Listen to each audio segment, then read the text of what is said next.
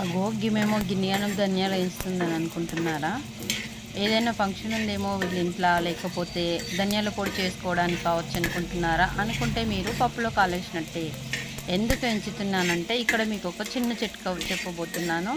మనం ధనియాలు ఎప్పుడైనా నిల్వ చేసుకోవాలి అనుకున్నప్పుడు ఇలా దోరగా వేయించి నిల్వ చేసుకుంటే ఎప్పటికీ ఖరాబ్ కాదు. వర్షాకాలంలో అయితే మనకు తొందరగా బూజొచ్చే అవకాశం ఉంటుంది. ఎండాకాలం చలికాలం అయితే తొందరగా పురుగు పట్టే అవకాశం ఉంటుంది. ఇలా మనం దోరగా వేయించి పెట్టుకున్నాం అనుకోండి, ఎన్ని రోజులైనా మనకు బూజు రావు, పురుగు పట్టదు, చాలా రోజుల వరకు నిల్వ ఉంటాయి.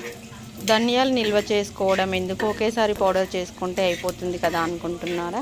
అయితే మనకు ఎప్పుడైనా కడుపు నొచ్చినా, పైత్యానికి వచ్చినా ధనియాలు మనకు ఇంట్లో అందుబాటులో ఉంటే కనుక ధనియాలు మనం వేడి నీళ్ళలో వేసుకొని మసలబెట్టుకొని చక్కెర వేసుకొని తాగితే పైత్యమైన కడుపు నొప్పి అయినా తగ్గిపోతుంది.